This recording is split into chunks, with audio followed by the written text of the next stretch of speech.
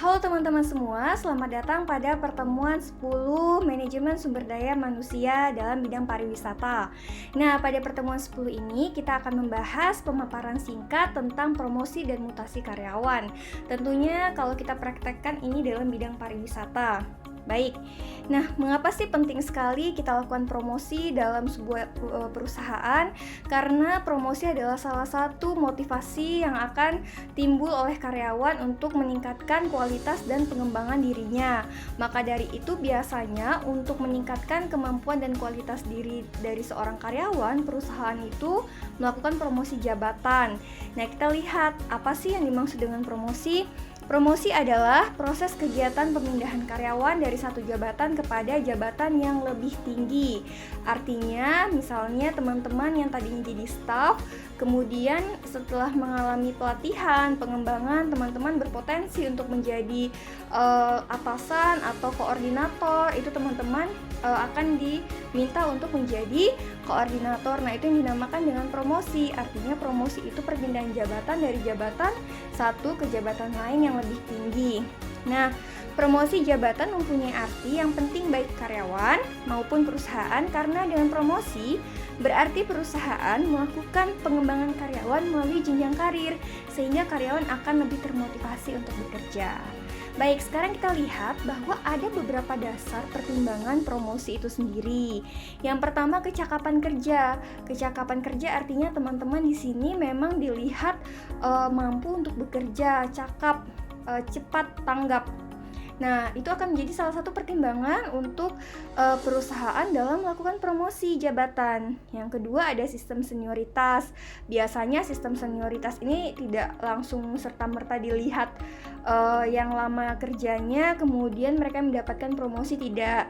Tetapi biasanya dilihat juga apakah berkemampuan untuk memegang jabatan tertentu atau jabatan yang dimaksud. Kemudian ada sistem nepotisme atau sistem spoil. Nah, ini kita nggak rekomendasi ya. Kalau bisa memang sistem ini tidak ada di dalam pertimbangan promosi.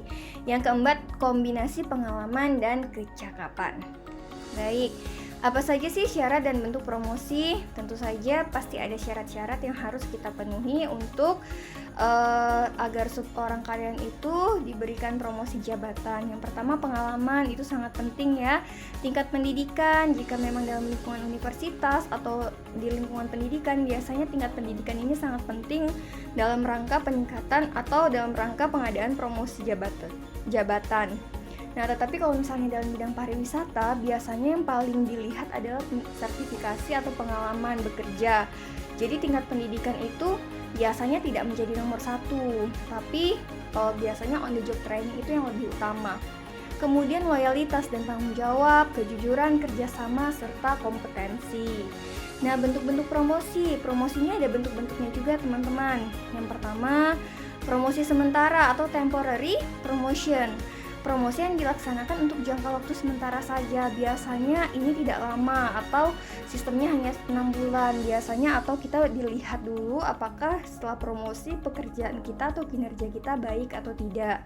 Kemudian promosi tetap atau permanent promotion, promosi yang akan berlangsung dalam jangka waktu yang relatif lama. Promosi kecil atau small scale promotion, promosi yang dilaksanakan untuk meningkatkan kecakapan kerja. Nah, ini biasanya untuk orang-orang baru. Nah, kemudian promosi kering atau dry promotion, promosi yang dilakukan dengan disertai peningkatan dalam kewenangan, hak, dan tanggung jawab, tetapi hasilnya tidak berubah. Ini sering juga terjadi ya teman-teman. Baik, kita lanjut pengertian dan peranan mutasi. Nah, selain promosi ini adalah salah satu hal yang menjadi dasar motivasi karyawan dalam bekerja. Nah, kita juga memiliki mutasi. Nah, kita lihat mutasi ini adalah kegiatan pemindahan personel dari satu tempat ke tempat lain yang sederajat. Nah, bukan jabatan di sini, tetapi pemindahan personelnya dari satu tempat ke tempat lain. Biasanya ada yang memang jabatannya berpindah, tetapi kebanyakan hanya lokasinya saja. Biasanya memang banyak cabangnya, misalnya dimutasikan. Dia dimutasi ke Bogor misalnya, tetapi dalam jabatan yang sama, biasanya seperti itu. Tetapi ada juga dalam satu kasus tertentu yang mutasi ini lebih dari tingkatannya dilakukan juga promosi seperti itu. Itu ada juga terjadi kasus seperti itu. Mutasi merupakan kegiatan rutin dari perusahaan untuk melaksanakan prinsip the right man in the right place agar pekerjaan dapat dilakukan secara efektif dan efisien. Mutasi perlu dilaksanakan. Kenapa? Yang pertama, karyawan tidak produktif atau berkembang di satu lingkungan kerja. Tidak berarti ia tidak produktif di tempat lain. Jadi teman-teman terkadang seperti ini. Sebenarnya karyawan itu memiliki potensi, tetapi di tempat yang ini karena lingkungannya mungkin menekan atau lingkungannya tidak enak atau dia sulit beradaptasi dengan teman-teman sekantornya, itu akan menyebabkan pekerjaannya tidak berkembang. Karena pada dasarnya seperti yang kita pelajari sebelumnya, manusia ini agak berbeda. Jadi pengelolaan manusia ini tidak sama dengan pengelolaan mesin. Manusia ketika memang mungkin hatinya merasa tidak enak, tidak nyaman, dia akan sulit melakukan pengembangan dalam pekerjaannya. Makanya mutasi ini sangat perlu sekali di dalam sebuah lingkungan perusahaan. Nah, kemudian karyawan dapat memiliki rasa bosan. Benar sekali ya teman-teman, jika dalam 5 tahun pekerjaannya hanya itu-itu saja, di tempat yang itu-itu saja, saya rasa pasti akan menimbulkan kejenuhan. Jadi seperti brain out seperti itu, jadi seperti kita itu udah kayak kehilangan perasaan ingin bekerja. Akhirnya motivasi turun untuk bekerja dan operasional perusahaan juga tidak berjalan dengan baik. Makanya mutasi ini sangat diperlukan. Kemudian lingkungan kerja dan pribadi karyawan kurang serasi. Ini yang tadi saya sampaikan bahwa terkadang dalam satu lingkungan itu kita merasa ada ketidakcocokan dalam satu karyawan dengan karyawan yang lain. Nah, kemudian adanya perubahan komposisi tenaga kerja. Baik, kita lanjut. Nah, ini adalah macam-macam mutasi, teman-teman. Mutasi dapat dibedakan menjadi beberapa macam, ditinjau dari tujuan dan maksud mutasi, aktivitas lingkungan kerja, dan masa kerja karyawan. Yang pertama, tujuan dan maksud mutasi. Yang pertama itu ada production transfer, replacement transfer, versatility transfer, shift transfer, dan remedial transfer.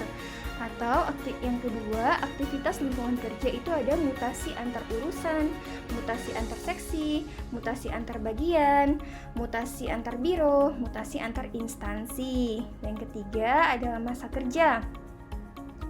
Temporary transfer atau permanent transfer, artinya apakah dia benar-benar dipindahkan secara temporary hanya untuk melihat saja apakah ada perkembangan, atau permanen memang benar-benar selamanya dia dipindahkan. Oke, baik, kita lanjut. Nah, ini adalah alur promosi atau mutasi suatu jabatan. Nah, teman-teman bisa dilihat di sini ya, kalau nanti teman-teman menjadi seorang HR manager di dalam suatu perusahaan. Nah, kepala divisi melakukan pengajuan promosi ke HRD. Mengapa ke bagian HRD? Karena HRD memang tugasnya adalah untuk mengelola sumber daya manusia yang ada di dalam suatu perusahaan. Kemudian HRD melakukan pengecekan laporan evaluasi kinerja karyawan. Nah, evaluasi kinerja karyawan ini teman-teman yang memang harus kita lakukan. Apakah memang penting untuk dilakukan promosi atau mutasi? Karena terkadang ada beberapa pihak yang asal saja untuk melakukan promosi atau mutasi tanpa mengevaluasi kinerja karyawan. Nah, biasanya di sini HRD yang akan melakukan pengecekan. Kemudian HRD melakukan beberapa rangkaian tes, tertulis, wawancara, atau presentasi. Nah, ini juga harus jelas apakah memang benar-benar karyawan tersebut layak untuk mendapatkan promosi jabatan atau memang perlu dilakukan mutasi jabatan. Kemudian HRD menginformasikan kepada manajer operasional hasil tes, lulus atau tidak lulus. Nah, ketika lulus, HRD membuat formulir pengesahan dan surat keputusan atau SK. Dan kemudian promotion complete, artinya pengajuan promosi diakui diterima sehingga karyawan sudah mulai dengan jabatan barunya atau tempat barunya. Seperti itu. Baik teman-teman, demikian adalah presentasi dari saya tentang promosi dan mutasi karyawan. Nah, sampai di sini semoga teman-teman paham dengan penjelasan singkat saya. Jika teman-teman kurang paham, teman-teman bisa melihat pada referensi yang saya berikan di halaman LMS ini. Demikian dari saya, terima kasih atas perhatian teman-teman. Sampai jumpa pada pertemuan selanjutnya. Terima kasih.